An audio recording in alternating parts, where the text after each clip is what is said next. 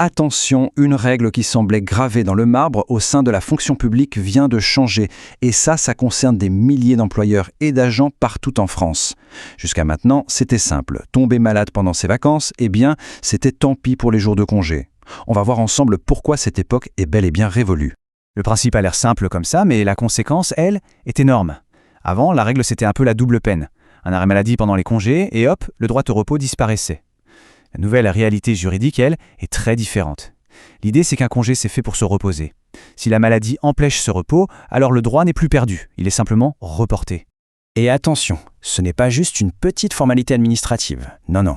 Ignorer ce changement, c'est carrément ouvrir la porte à des litiges qui peuvent coûter très cher et à de sérieuses complications budgétaires. Pour les DRH, c'est devenu un enjeu absolument majeur qu'on ne peut plus mettre sous le tapis.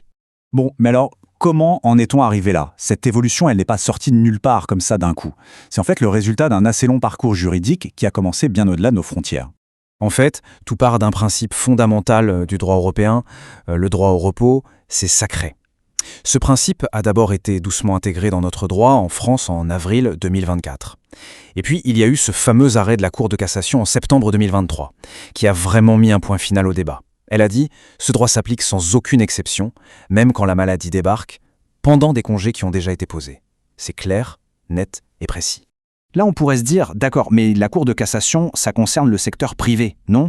Eh bien, ce serait une erreur de penser ça. En réalité, un effet domino est en marche et il s'apprête à tout changer aussi dans le secteur public. Voilà, cette phrase résume tout.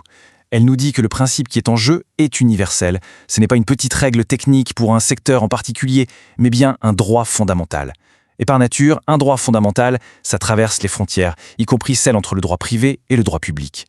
Et cette certitude, elle repose sur deux gros piliers. D'une part, le juge administratif s'inspire de plus en plus du droit européen. Il regarde ce qui se passe à côté.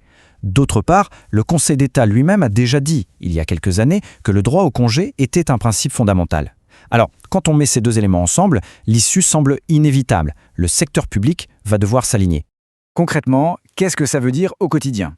Eh bien, ça couvre deux grands cas de figure. Que la maladie arrive pendant les congés ou qu'un arrêt maladie empêche de les prendre comme prévu, la règle est exactement la même. Le droit au repos est protégé et les jours doivent être reportés. Ok, le cadre légal est clair maintenant. La question c'est, que risque-t-on à faire l'autruche et à l'ignorer? Parce que, soyons clairs, l'inaction n'est vraiment plus une option. Le message pourrait difficilement être plus direct. Continuer à faire comme avant, ce n'est plus une simple erreur administrative, non. C'est une prise de risque juridique et une prise de risque délibérée. Le danger n'est plus une vague hypothèse, il est là, concret et bien réel. Le risque est triple. D'abord, il est financier, avec des agents qui peuvent demander des indemnisations. Ensuite, il est opérationnel, des recours peuvent venir bloquer toute la gestion RH. Et surtout, il est juridique, parce que les juges, eux, donnent de plus en plus la priorité au droit européen. Ça rend la position des employeurs qui ne sont pas en règle extrêmement fragile. Face à ces risques, la politique de l'attente n'est pas la bonne solution. Il faut agir. Et heureusement, il existe une feuille de route assez claire pour sécuriser ces pratiques RH et se remettre dans les clous. La mise en conformité, ça peut se faire en 4 étapes assez logiques. Ça commence par une décision formelle. On reconnaît ce nouveau principe en interne. C'est l'étape 1. Ensuite, étape 2, on traduit ça en procédure claire et simple. Étape 3, un peu plus technique mais capitale, on vérifie que les logiciels de gestion du temps sont à jour. Et enfin, l'étape 4, qui est cruciale, on communique. Il faut que la nouvelle règle soit connue et appliquée par tout le monde de la même manière.